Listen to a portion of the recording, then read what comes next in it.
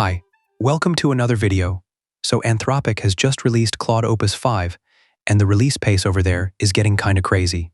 This is their fourth model in about 2 months. We got Opus 4.8 in late May, then Fable 5 in early June, Sonnet 5 at the end of June, and now Opus 5, which dropped just yesterday. So, what is Opus 5? It's the new flagship of the Opus line, and it now sits in the middle of Anthropic's lineup between Sonnet 5 on the budget side and Fable 5 at the top.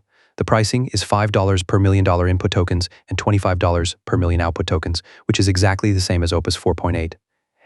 And it's half of what Fable 5 costs at $10 and $50.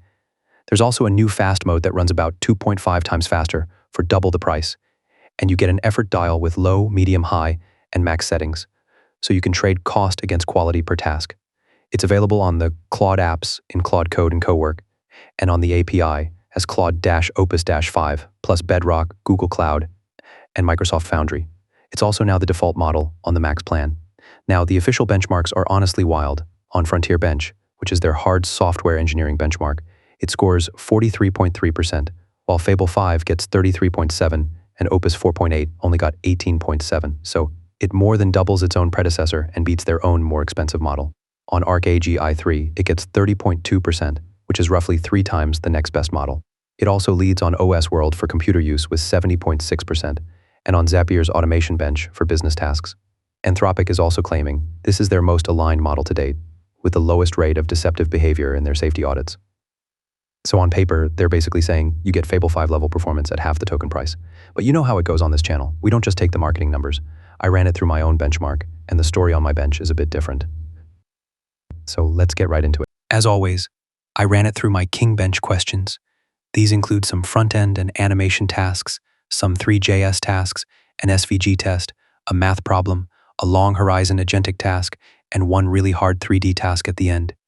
Each question is scored out of 10, and at the end we'll look at the final chart to see where it lands against the other models. The first question is the elevator simulation. The model has to build a simulation where you can spawn people on different levels. There are 3 elevators. Each elevator can only take 1 person, and anyone left behind should catch the next elevator that comes. It also needs tooltips showing each person's target floor when you hover over them. Let's send it and see. And this is a perfect 10 out of 10. The logic is completely correct. People wait and get picked up properly, and it even shows live counters for how many people are waiting, riding, and delivered. The whole thing looks really clean too. Only the Opus models have ever gotten a 10 on this question, and Opus 5 keeps that streak going, so that's a great start. The second question is the 3JS contact lens case. It should be a 3D model of a contact lens case with pronounced L and R caps, and you should be able to click on the caps to open them up. This is a test where almost every model struggles. Let's send it and check. Okay, this gets an 8 out of 10. The case looks right, the caps are labeled, and the click to open interaction works.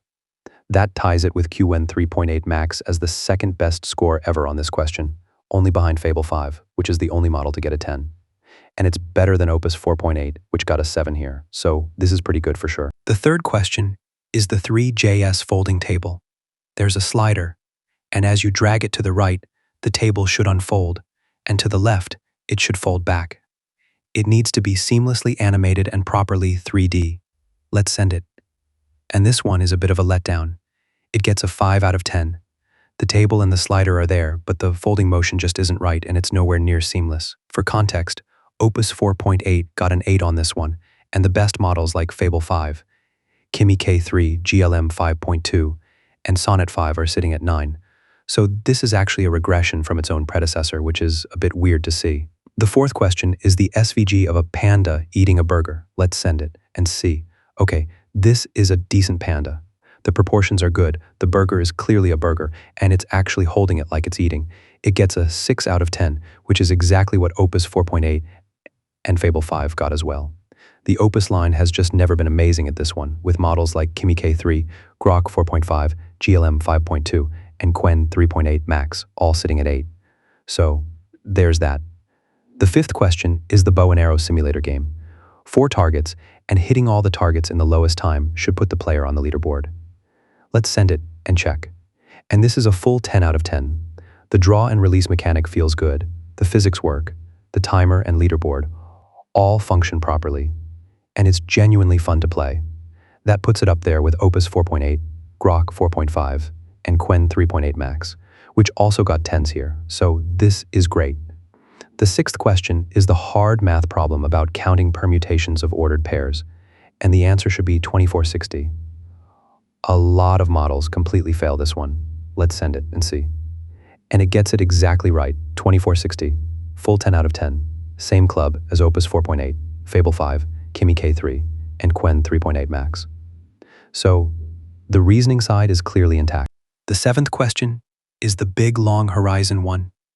Generate a dataset of facts about pandas, finetune a Gemma 2B model on that dataset, and then build a local web UI that generates a panda fact on every refresh. All of it autonomously, from scratch, fully local. Let's send it and see. And this is honestly the best attempt I have seen on this question. It wrote a corpus of 134 panda facts across 10 themed files, built a proper dataset pipeline out of them, ran a Qlora finetune on the Mac using MLX in about 10 minutes, and served the whole thing through a local web UI that generates a fresh fact on every refresh. It even wrote 99 tests for the pipeline, with around 95% coverage, and a README that explains every single design decision. Nobody asked for any of that, it just did it. This is the self-verification behavior Anthropic keeps talking about, and here it actually shows. Full 10 out of 10, chef's kiss to be honest. The eighth and final question is the 3D wristwatch. A full working wristwatch in 3D that shows the actual current time with smooth second, minute, and hour hands, a date and day option, and 2 time zones. This is the hardest question on the bench, and no model has ever done well on it. Let's send it. So Opus 5 gets a 3 out of 10. And this one is interesting because the effort is massive. It built a whole modular project called Chronos GMT with dual time zone panels, toggles for smooth sweep seconds, date and day windows, a GMT hand, even a night mode with Loom. It even wrote itself a separate texture debugging page to check its own dial rendering. But at the end of all that, the actual watch still doesn't come together as the full working 3D watch that I asked for. Same score as Opus 4.8, Kimi K3, GLM 5.2, and Qwen 3.8 Max on this one, with Fable 5 still holding the best score at just a 4. So, this question remains unbeaten. So, this is the final chart, and Claude Opus 5 ends up with 62 out of 80, which is 77.5%. And here's the thing. That puts it in a tie with Kimi K3, below Qwen 3.8 Max at 81.25%, below Fable 5 at 82.5%, and, believe it or not, below its own predecessor, Opus 4.8, which sits at 80%. So while the official numbers say it beats Fable 5 on most benchmarks, on my bench it actually lands slightly under Opus 4.8. Now, let me break down what's actually going on here because the pattern is pretty clear. Everything that involves logic, reasoning, or long horizon agentic work is a perfect 10.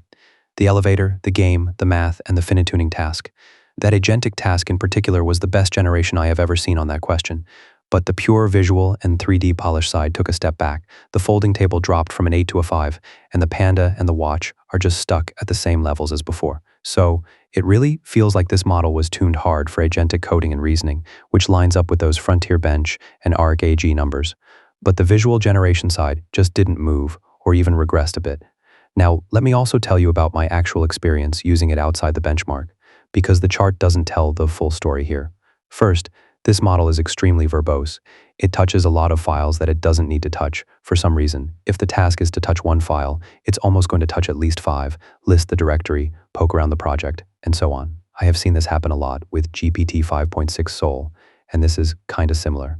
It's very RL traumatized for sure. It does get to the answer, but it burns a lot of tokens on all that ceremony along the way. And when you're paying per token on the API, that adds up. Second, the raw knowledge capabilities of this model have significantly gone down. Just chatting about stuff, regular general questions, and multimodality all feel kinda subpar to me. Fable is just on another level here, and even GPT 5.6 Sol is better at just regular questions and so on. It might be that this is a smaller model, and that's why. That would also line up with it staying at half of Fable 5's price. But the point is, if you're expecting an Opus flagship to also be a great general assistant, this one isn't really that. One more thing worth mentioning. There are reports that requests which trip a safety filter can get silently answered by an older, weaker model. I haven't been able to confirm this myself in my testing, so take it with a grain of salt, but it mirrors the complaints we saw around the Fable 5 launch, so it's something to keep an eye on. So, what's the verdict? If you ask me, it's a good model.